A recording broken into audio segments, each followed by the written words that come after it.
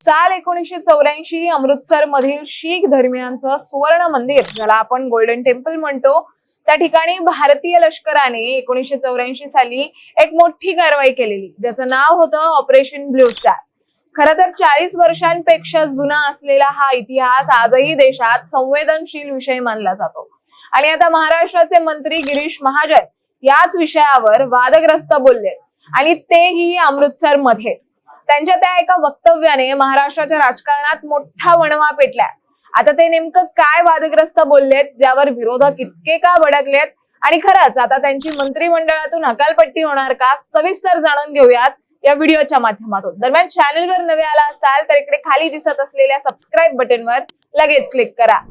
तर जून 1984 मध्ये भारतीय लष्कराने अमृतसर येथील सुवर्ण मंदिर, ज्याला आपण गोल्डन टेम्पल म्हणतो, त्या परिसरात आश्रय घेतलेल्या जैनेल सिंग भिंद्रनवाले आणि त्यांच्या समर्थकांविरोधात ऑपरेशन ब्लू स्टार राबवलं होतं. 1 ते 10 जून दरम्यान झालेल्या या कारवाईचा उद्देश पंजाब मधील वाढत्या दहशतवादावर नियंत्रण मिळवणं हा होता. मात्र या कारवाईमुळे देशभरात तीव्र प्रतिक्रिया उमटल्या होत्या आणि हा विषय आजही संवेदनशील मानला जातो. आता हे नेमकं प्रकरण काय होतं, नेमकं त्यावेळी काय घडलं, आणि ऑपरेशन ब्लू स्टार आजही संवेदनशील मुद्दा का मानला जातो, याबद्दल अधिक माहिती तुम्हाला इंटरनेटवर अवेलेबल असलेल्या व्हिडिओज आणि आर्टिकल्सच्या माध्यमातून मिळेल. त्याच्या खोलात आपण नको जाऊयात. मात्र हेच ऑपरेशन ब्लू स्टार आता मंत्री गिरीश महाजन यांच्या वक्तव्यामुळे पुन्हा चर्चेत आलाय. आता अमृतसर मध्ये पार पडलेल्या कार्यक्रमात नक्की काय घडलं, आपण ते जाणून घेऊयात.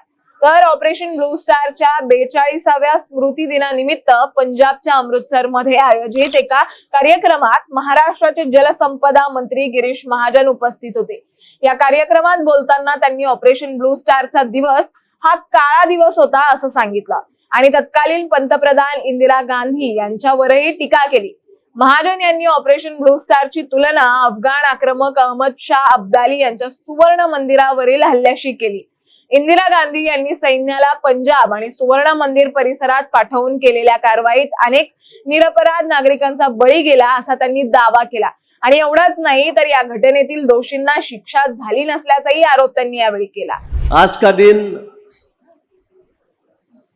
हमारे लिए मैं कहूंगा काला दिन है. 6 जून 1984 1984 ये दिन हम कभी भूल नहीं सकते. जिस तरह से हमारे हजारों भाई बहनें शहीद हुए, मारे गए, हमारे पवित्र धर्मस्थल पर सेना का आक्रमण हुआ, मैं यही कहूँगा. इंदिरा जी ने जबरदस्ती उन्हें पंजाब में घुसाया, हमारे पवित्र धर्मस्थल पर घुसाया, और उसके बाद में इतनी बुरी तरह हमारे लोगों के कत्ल हुए, जो शहीद हुए हैं. बरं, एवढ्यावर ते थांबले नाही. भिंद्रनवाले आणि त्यांच्या सहकार्यांना त्यांनी थेट शहीद असं संबोधलंय. पुढे महाजन यांच्या याच वक्तव्यावर काँग्रेसने जोरदार पलटवार केला. काँग्रेस विधिमंडळ पक्षनेते विजय वडेट्टीवार यांनी इंदिरा गांधी यांच्या निर्णयाचं समर्थन करताना सांगितलं की देशाची एकता आणि अखंडता टिकवण्यासाठी तो निर्णय अपरिहार्य होता. कोण काय म्हणतात, त्यावेळची परिस्थिती जी होती देशामध्ये आणि जो निर्णय त्यावेळेस घेतला गेला इंदिराजींच्या काळात, तो निर्णय जर झाला नसता तर कदाचित भारताचे 2 तुकडे झालेले बघायला मिळाले. हा अखंड भारत दिसला नसता. ज्यांचा अभ्यास नाही, ज्यांना काही बोलायचे त्यांचा यावर माहिती नाही, अशा पद्धतीने लोक टिप्पणी करत असतात.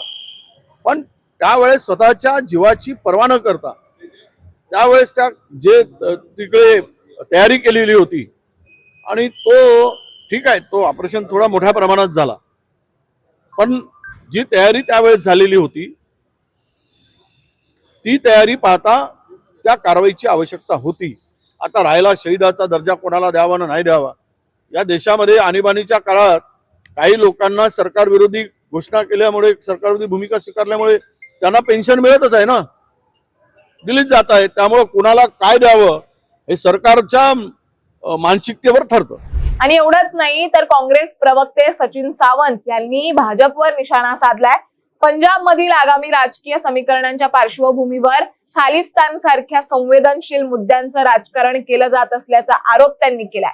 इंदिरा गांधी आणि माजी लष्कर प्रमुख जनरल अरुण कुमार वैद्य यांनी देशाच्या सुरक्षेसाठी बलिदान दिल्याची आठवणही त्यांनी यावेळी करून दिली आहे.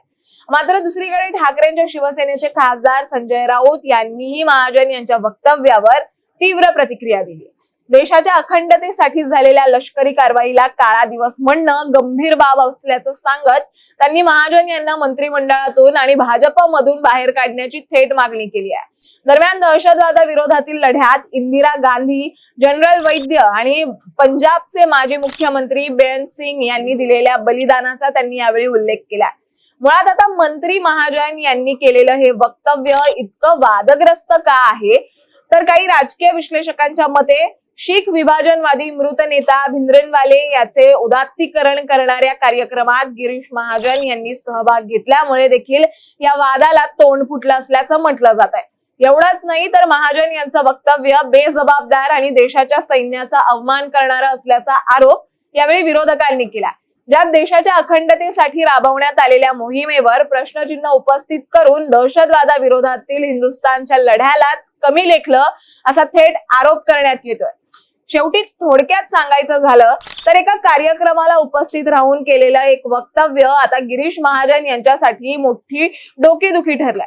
काँग्रेस, ठाकरे गट दोन्ही बाजूंनी हकालपट्टीची मागणी होते, ज्यावर भाजपने अजून अधिकृत भूमिका घेतलेली नाहीये. त्यामुळे आता पुढे काय होणार हे बघणं तितकंच महत्वाचं ठरणार आहे. तुम्हाला याबद्दल काय वाटतं हे आम्हाला कमेंटमध्ये नक्की सांगा आणि अशाच माहितीपूर्वक व्हिडिओ बघण्यासाठी लगेचच सबस्क्राईब करा प्राईम टाइम महाराष्ट्राला.